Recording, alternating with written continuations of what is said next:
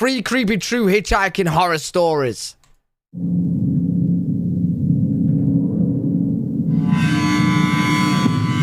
Any of you guys ever hitchhiked?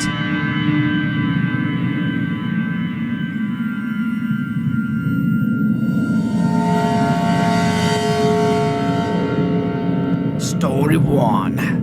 So this was told to me by an old family friend, Nikki, numerous times as a kid growing up, as one of those life advice stories to keep in mind through the years.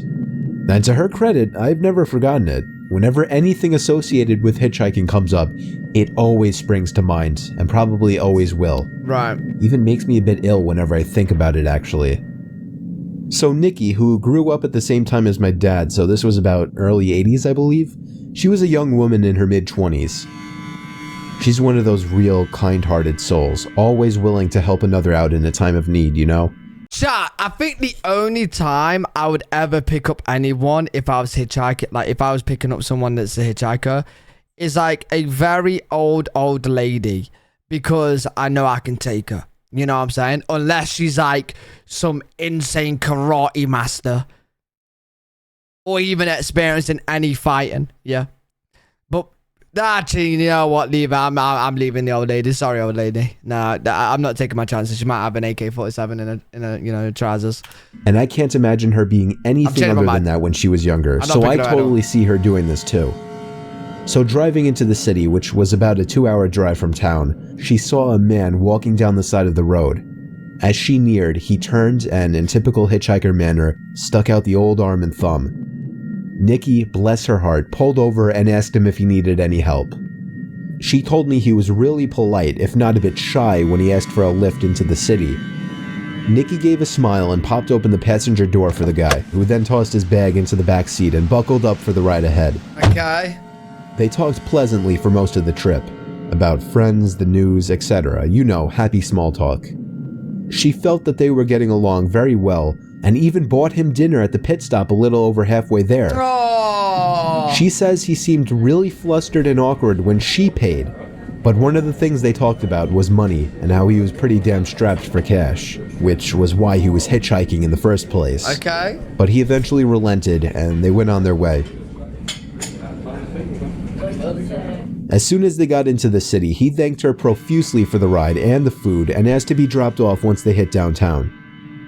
Before getting out, he asked for Nikki's phone number so he could contact her one day and maybe catch up.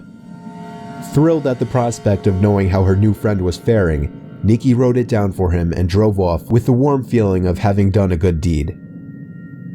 Now, I'm sorry if you were expecting something creepy to have happened by now, but I think this is what freaked me out so much as a kid. Wait, is that how it? Nice everything seemed to have worked out. Wait! Nikki gets this. Hold up! Hold up! Thank you so much for the sub, Melissa! Thank you. Tier 2 for 3 months in advance is crazy. That Melissa, thank you so much for the tier 2. Appreciate you. Thank you. Wait, that's the creepy story how nice it is? This crease in her forehead and a funny look in her eye when she tells me this next part. How a week later she got a phone call from the same man she had picked up. He didn't let her get a word in edgewise after hello and told her that she should thank God that she was raised so nice, because when he first got in the car, he was planning on raping and murdering her once they got to that pit stop. What? But he didn't do it because he was so nice. That he was going to steal that car and dump her body in a ditch further down the road and go on his merry way. What? But after she talked with him so kindly and even treated him to dinner with a smile on her face, he couldn't bring himself to do it. That's facts. It pays to be nice, and you gotta be nice in life, chat, because you don't know who you're gonna piss off. I could really use a note out of that book. I wonder how many people I pissed off on my stream. Chat, do you think it's... I'm gonna be nice from now on. Guys, you are all looking beautiful. Every single one of you. Even you too, James. Gorgeous. You smell nice as well, chat. All of you. And you ill. Yeah. I know I haven't said that before either. He didn't think that he could live with himself after doing that to such a nice lady. The man's final words on the phone were, "Please, Nikki, please. Never, ever pick up another hitchhiker. Yeah, please, never. Then he hung up the phone. Hey, what a nice bad guy. Like, I know he's terrible, right? And he deserves prison before he does something bad to someone. But what a nice bad guy, right? Nikki never got a call from him again. When she tried redialing the number, she got a payphone. And so, I've learned one important thing from this story. That I'm going to take that man's advice and never, ever pick up a hitchhiker. You should probably run them all over instead. Actually, don't do that, because if the hitchhiker's a good hitchhiker, then you've just committed straight murder. I take that back, don't do that. The Wrong Hitchhiker by Nathan Bartholomew. The wrong hitchhiker? How do you get the wrong hitchhiker? I've learned one thing from my one and only... Wait. Who's this guy? Nah, this is an imposter. This is an imposter. Chat, we've seen so many Mr. Nightmare videos. Who on earth is this guy I'm listening to right now? Did Mr. Nightmare get kidnapped? Did he get kidnapped? Experience picking up a hitchhiker. Don't pick up a hitchhiker. It was a Saturday night, probably around 1 in the morning. Oh no, it don't give the same effect. Nightmare, come back. It don't give the same effect. Nightmare, come back. I was driving down the 542 in New Jersey, a route I commonly took to get into town. It was a long stretch of nothing but woods on either side with the occasional residence. I was on my way back home from town, and as usual at this time of night around our quiet old town, there was not a single other car on the road. I turned on the off-road lights on my Jeep to have optimal vision on the unlit highway, which allowed me to spot somebody far down the road, just standing at the side. It's Mr. Nightmare. What is channel back, mate? I got closer, I saw him raise his arm up and stick up his thumb. He was trying to hitch a ride. My heart started racing. Guys, would you guys pick me up if you see me on the road? Be honest. Be honest, you're driving. Would you pick me up? You would? Well, you're all stupid. I have TNT in my back pocket, and as soon as I get in your car, I'm gonna go boom. Now look, everyone that said yeah is now dead. I had no idea if I should stop or not. Should trust it, chat. I slowed down just to get a better look at the guy, first of all. He seemed like a younger man, maybe 28. He had on a light gray hoodie with the hood over his head and blue denim jeans. The time to make a decision was immediate, and with a lack of my better judgment in the heat of the moment, I came to a stop, rolled down the window, and asked, "Where are you heading to, friend?" "Just up the road," he said in a deep, quiet tone. "Hop in," I called out the window. He opened the door to my... Wait. I think that's more creepier than the hitchhiker. Hop in. Jeep and stepped inside slowly. Jeep Wranglers have very tight seals on the doors, so when he tried to close the door the first time, it didn't shut. I politely said, "Oh, the door didn't shut. Just open and slam it shut real hard. These doors are hard to close." The body language he was giving off in response was unsettling. About 3 seconds after I had finished my sentence, he looked at me, then turned his head slowly to the right, and Did you pick up Walter White? What a W pickup! Good find! Hey, go into business, you'll be rich. Spoil it. Actually, I'm not going to spoil it because people might actually watch it.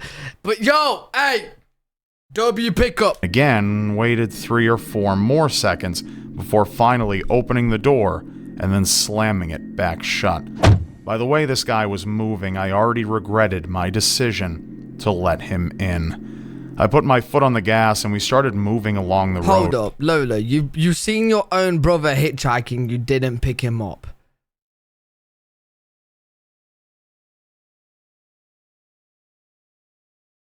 That is next level evil. That is... The speed limit on this road was 55, but I was going 75 just to get the guy to his destination quicker.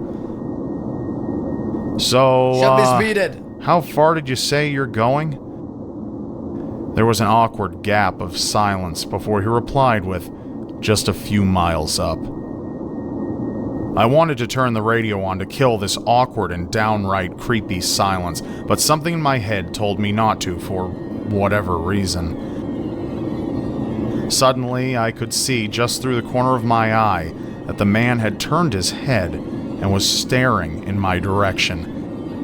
Weird. At this point, I was telling myself that I needed to get this guy out of my car. Kick him For out. a good mile, I felt his gaze just hitting me like a brick, and all the while I tried my best not to look back.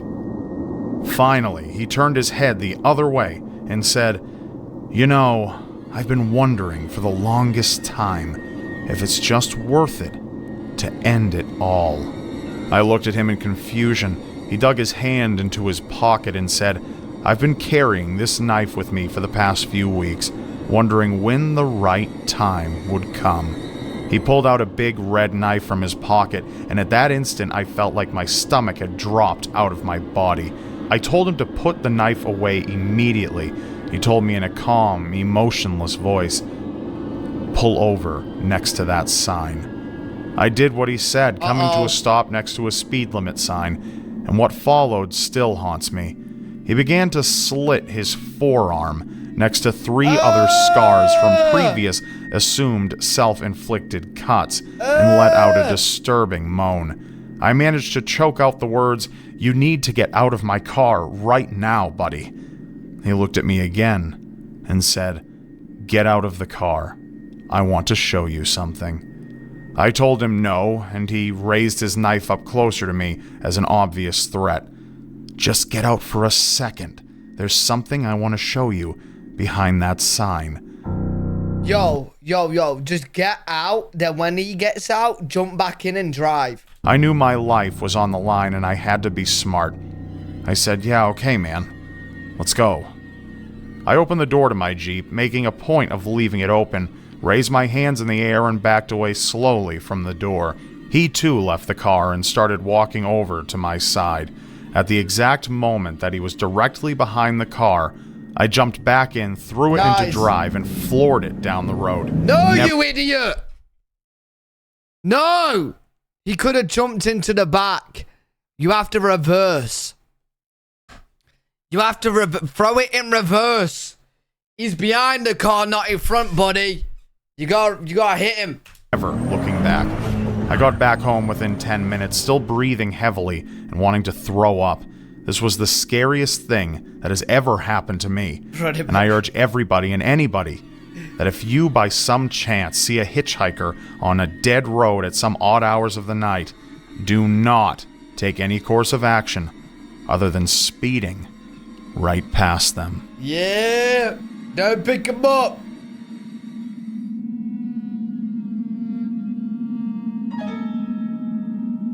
Three months after I turned 16 in 2005, I got my first car, a '99 Toyota Camry. On a warm Saturday night, when my friend Alex invited me over to one of his friend's big parties, I knew I wouldn't be in a condition to drive the Camry home afterward. So we carpooled with Alex's girlfriend Brianna.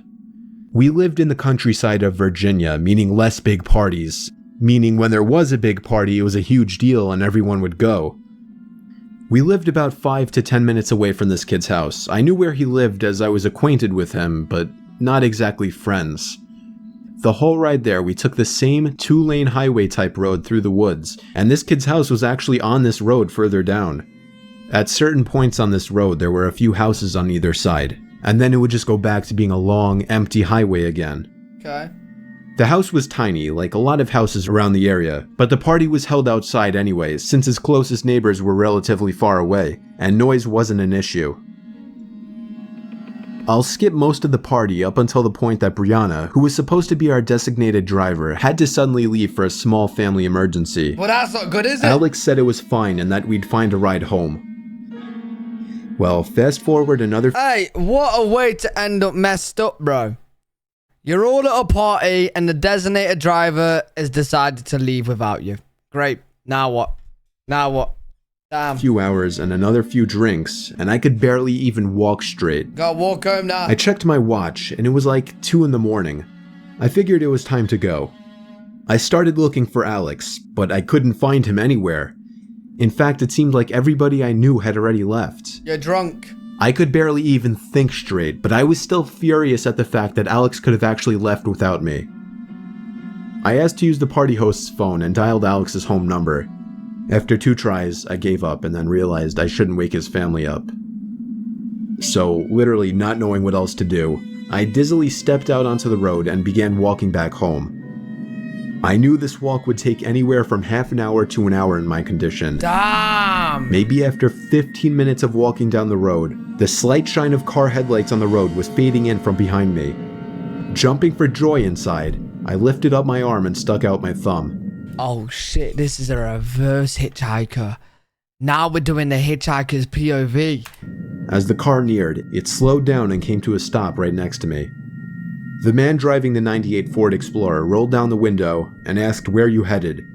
I told him my house was just down the road and beyond a right turn, probably slurring my words beyond comprehension. He chuckled and told me to hop in. I thanked him and joyously hopped into the truck. Okay. I was exhausted, and I remember completely disregarding things the guy was asking me because I was so close to just passing out. And that's what happened. The memories of being in that truck turned to a fog as I'm sure I passed out. Oh no! Oh no! The next thing I remember, I woke up still in the moving truck. The guy looked at me and laughed, but didn't say anything. I looked around and realized the road we were on wasn't familiar. I nervously asked, where are we going? You're in China He now! then said, so what were you doing out this late anyway? As the man answered my very straightforward question with another irrelevant question, That's bad. The sobering reality of the situation hit me. Political right there. You can let me out anywhere, I told the man. The man responded with a firm no. I felt like throwing up as he said that. No, I really actually felt like I was going to throw up. I started to gag as I felt more and more nauseous by the second. That's a good idea. Throw up on yourself and throw up on him. That's a good idea. The man took his eyes off the road to look at me, and that's when I thought of the perfect distraction. I turned in his direction as I continued to gag, and he started to kind of lean away and slow down the car.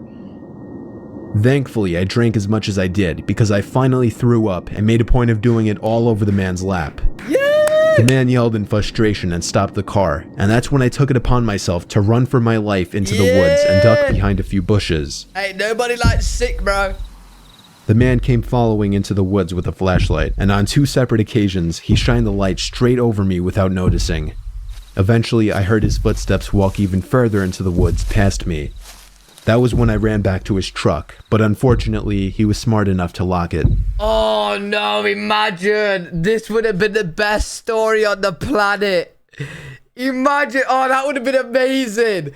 Imagine he ran back to the truck and then robbed his truck. Like, I wouldn't even care. Well, actually, he'll be drunk driving. But as long as he don't go near anyone, great. It's By life some or death, miracle, bro. I saw another It's car life or death. approaching in the distance, and I ran out into the middle of the street, waving my arms like a lunatic. The car tried to avoid Have me, you not but just I learned your wouldn't let it. lesson? They were forced to stop, and I yelled at them to help me before they came back. Once I told them that I was kidnapped by the man who was driving that Ford Explorer, the driver agreed to give me a lift. Not to the police station or anything, but to my house. I made it back safely where I couldn't thank the driver enough. Why not go police? I immediately woke up my parents and told them. My dad wanted to know if I got his tag number, and then I felt like punching myself in the face. I failed to get the simplest information from the guy that would have allowed me to actually properly report him. Nah, buddy, you're drunk. You're drunk. You're drunk. You're drunk. You ain't gonna remember it anyway, bro. All I knew was that he drove a faded blue '99 Ford Explorer. I made sure to give Alex a piece of my mind, and part of me always held a grudge against him ever since just for abandoning me at a party without telling me. I haven't seen him in 4 years now, however, and this was actually the first time I even thought about this incident for almost a year now. Yeah, still As time goes on, even the worst of memories may start to fade. But after writing this to share with the internet, it's once again fresh in my mind. Damn, bro. Never be hitchhiking. Thank you so much for watching. Never be the hitchhiker or never be the hitchhiking. Is that what it's called? The hitchhiking? The hitchhiking? Damn, bro.